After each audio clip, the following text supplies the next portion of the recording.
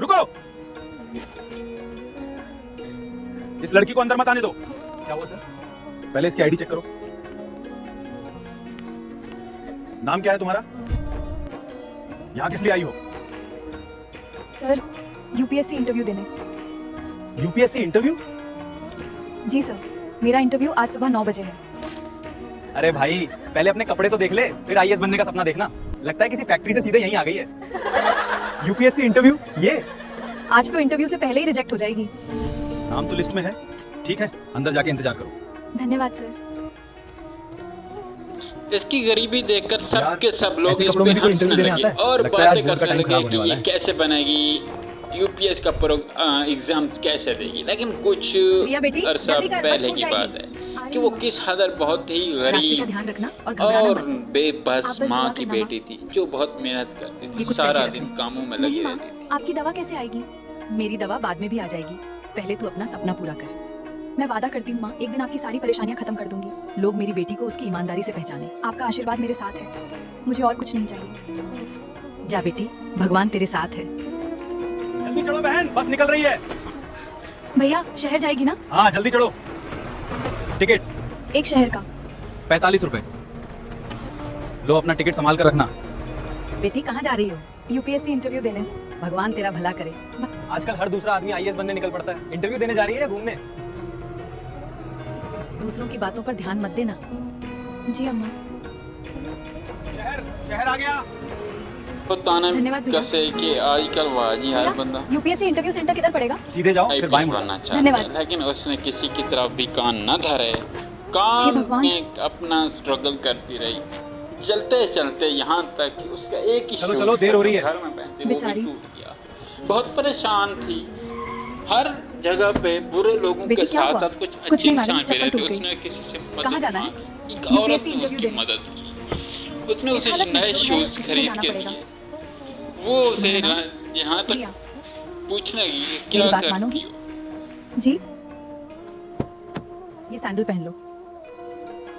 नहीं मैडम, मैं नहीं ले सकती। क्यों?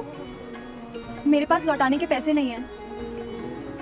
मैं पैसे नहीं मांग रही, फिर भी आज मुझे अपनी बड़ी बहन समझ लो। धन्यवाद। वो उसे वो जूते पहना एक देती वादा है, वो करूंगी। पहन लेती है और वो उसका बहुत जब अफसर शुक्र बन अदा जाओ, करती है। किसी लेकिन वो जरूरतमंद की समझाती ऐसे है ही कि मदद जो करना। आज मैंने मदद की मैं है वादा ऐसे करती हूँ। अगले कुछ लोगों की तुम अब मदद चलो, कर लेना। वो मैं तुम्हें कहती है, इंटरव्यू सेंटर छोड़ ठीक देती हूँ। है, ये होता है आपने मेरे लिए अच्छे बहुत बड़ा लोगों काम कर की दिया। नसीहत, नहीं अच्छे बेटी, लोगों बड़ा का काम तुम करने जा रही हो। वो अपनी स्ट्रगल पे चली जाती है, फिर उसे लो, वो तुम्हारा सेंटर आ गया। ऑफिस तक जहाँ पे उसने इंटरव्यू देना होता है वहां तक भी छोड़ देती है। आपका नाम तो बताइए। नाम जानकर क्या करोगी? कम से कम आपके लिए दुआ तो कर सकूं। बस इतना याद रखना, इंसान की पहचान उसके कपड़ों से नहीं। मैं कभी नहीं भूलूंगी। ऑल द बेस्ट रिया। धन्यवाद दीदी।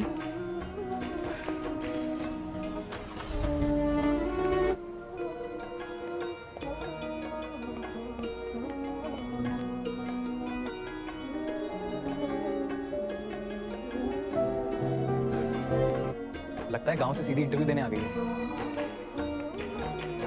शायद पहली बार शहर आई हैं।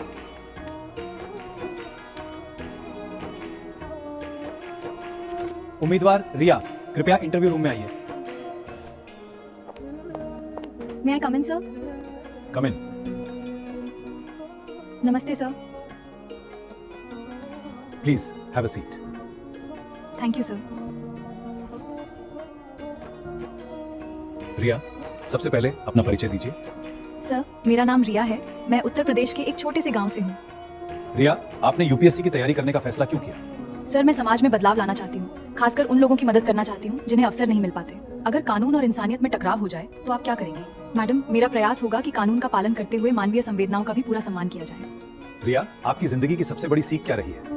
सर, मैंने सीखा है कि इंसान की पहचान उसके कपड़ों या पैसों से नहीं बल्कि उसके कर्मों और व्यवहार से होती है। अगर नियमों और इंसानियत में चुनना हो तो क्या करेंगी? सर, मैं नियमों का पालन करूंगी लेकिन मानवीय सहायता भी सुनिश्चित करूंगी। तो आपकी पहली प्राथमिकता क्या होगी? सर, मेरी पहली प्राथमिकता शिक्षा, स्वास्थ्य और आम लोगों की समस्याओं का समय पर समाधान होगी। रिया, हमारे सभी प्रश्न समाप्त हो गए हैं। Thank you sir. धन्यवाद सर। धन्यवाद मैडम। धन्यवाद मैडम। ऑल द बेस्ट रिया।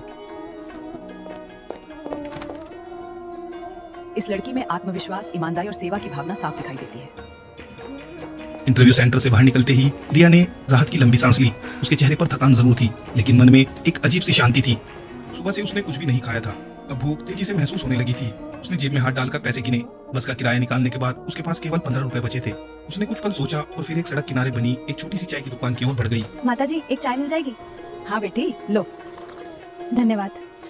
रिया ने उससे एक चाय ली और पास रखी लकड़ी की बेंच पर बैठ गई। जैसे ही उसने पहला घूंट पिया, उसे अपनी माँ की याद आ गई।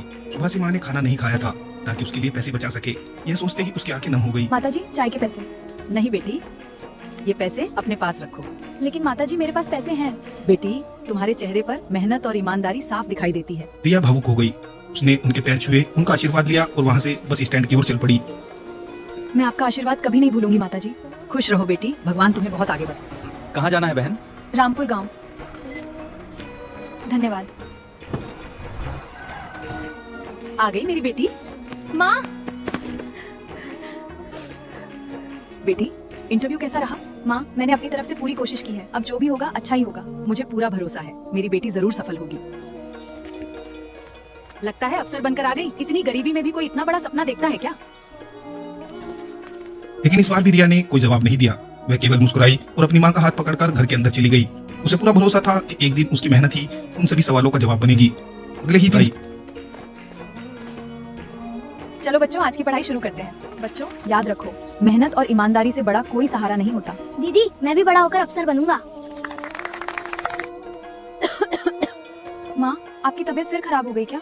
कुछ नहीं बेटी, बस हल्की सी खांसी है। उसकी माँ की तबीयत लगातार बिगड़ती जा रही थी। कई दिनों से उन्हें तेज खांसी आ रही थी, लेकिन घर की आर्थिक स्थिति ऐसी नहीं थी कि उनका सही इलाज कराया जा सके। एक रात अचानक उनकी खांसी इतनी बढ़ गई कि उनके मुंह से हल्का सा खून निकल आया। यह देखकर रिया घबरा गई। उसने पूरी रात माँ की सेवा की और सुबह होते ही उन्हें सरकारी अस्पताल लेकर पहुंच गई। माँ, थोड़ा संभल कर।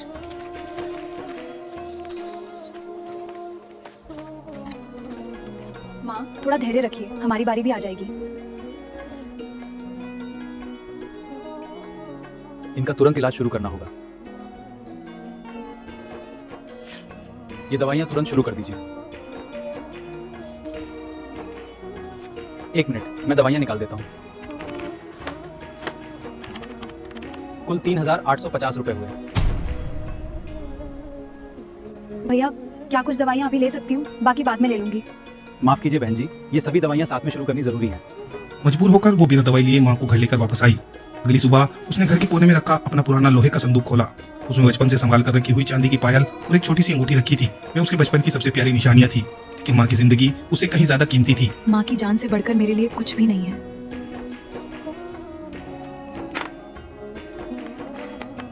बेटी, इन्हें बेचना चाहती हो?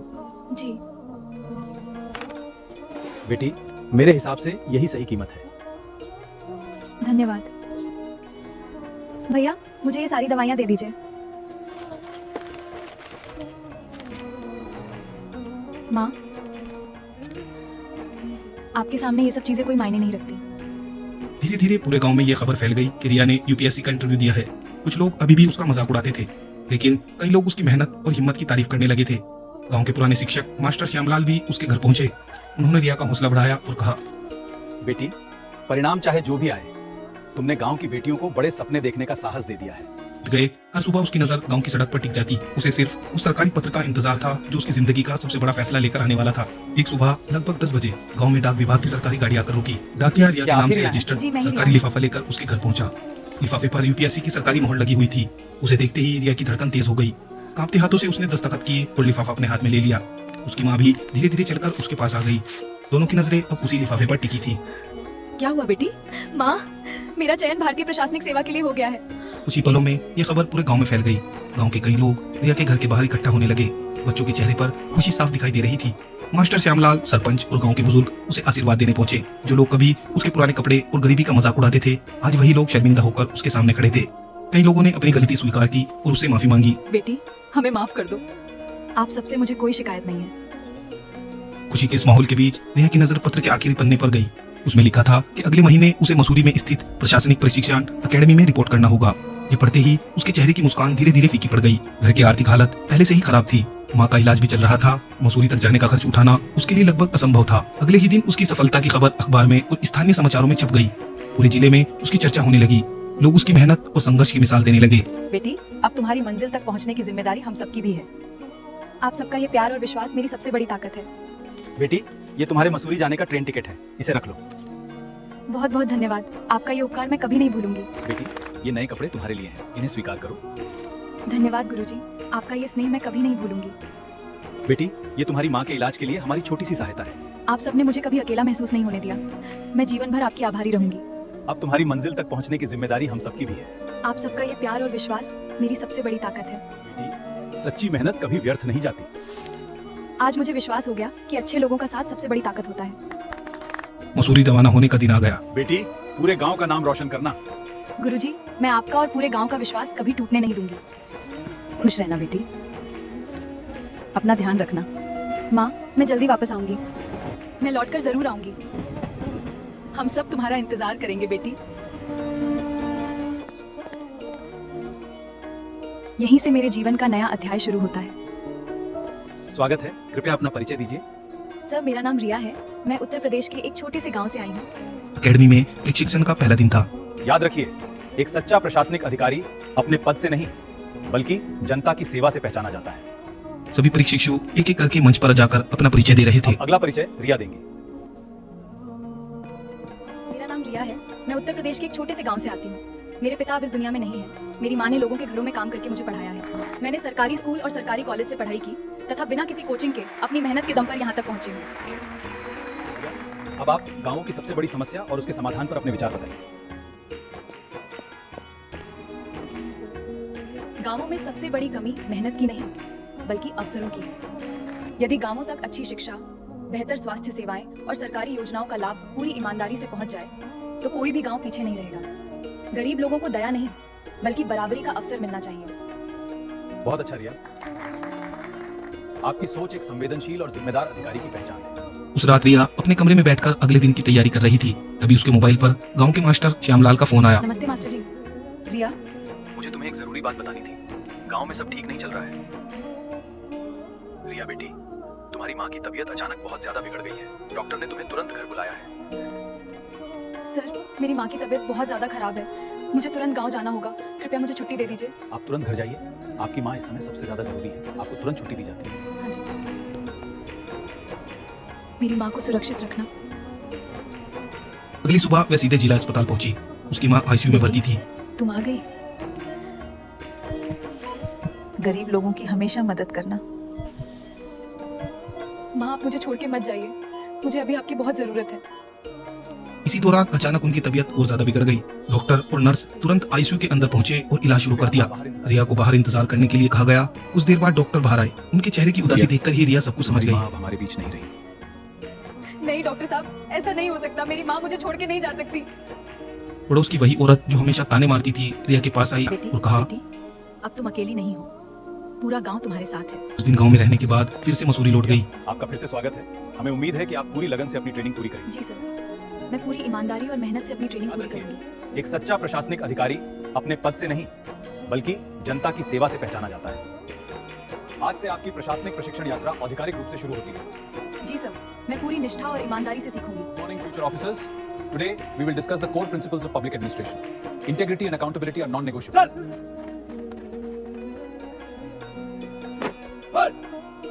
प्रशिक्षण सफलतापूर्वक पूरा करने पर रिया को भारतीय प्रशासनिक सेवा अधिकारी के रूप में सम्मानित किया जाता है।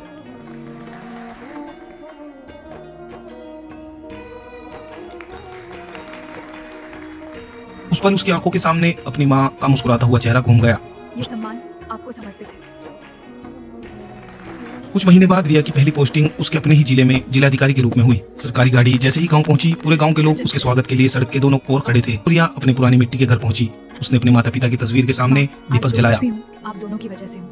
आपका आशीर्वाद। सबसे पहले रिया अपने पुराने सरकारी स्कूल नमस्ते मैडम, पहुंची। हमारे विद्यालय में आपका हार्दिक स्वागत है। नमस्ते। आइए सबसे पहले स्कूल का निरीक्षण करते हैं। इस स्कूल की मरम्मत का काम तुरंत शुरू करवाइए। जी मैडम, आज ही काम शुरू करवा देंगे। नमस्ते मैडम, कृपया इस ओर आइए। चलिए बिना समय गंवाए निरीक्षण शुरू करते हैं।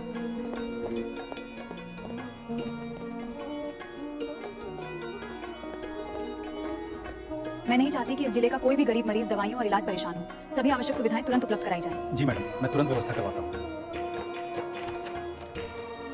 अरे काकी, आप यहाँ? हाँ बेटी, तुमसे मिलने आई हूँ। काकी, उस दिन आपने मेरी मदद की थी, मैं ये कभी नहीं भूल। तुम हमेशा गरीबों का सहारा बनना। काकी, उस दिन आपकी छोटी सी मदद ने मुझे बहुत बड़ा हौसला दिया था। मुझे तुम पर गर्व है बेटी। हमेशा ईमानदारी से लोगों की सेवा करना, यही हमें पूरा भरोसा है कि आप हमारी समस्या का समाधान करेंगी। चिंता मत कीजिए, आपकी हर समस्या पर नियमानुसार तुरंत कार्रवाई की जाएगी। अरे, आप वही हैं जिन्होंने उस दिन मेरी टूटी हुई चप्पल देख के मुझे नए सैंडल दिए थे। हाँ बेटी, मुझे पता था तुम एक दिन बहुत आगे जाओगी। मैम, उस दिन आपकी छोटी सी मदद ने मेरा आत्मविश्वास बढ़ा दिया था। आपका धैर्य मंजिल तक पहुंचाने वाला रास्ता हमेशा मेहनत ही बनाती है। ये मुकाम समय के साथ रिया पूरे जिले में एक ईमानदार, संवेदनशील और जनता की सेवा करने वाली अधिकारी के रूप में पहचानी जाने लगी। उसके दोस्तों, अगर ये कहानी आपको पसंद आई हो तो वीडियो को लाइक करें, चैनल को सब्सक्राइब करें और ऐसी ही प्रेरणादायक कहानियों के लिए हमारे साथ जुड़े रहें। और इस पूरी कहानी का कौन सा पल आपको सबसे ज्यादा पसंद आया, हमें कमेंट्स करके जरूर बताइए। धन्यवाद।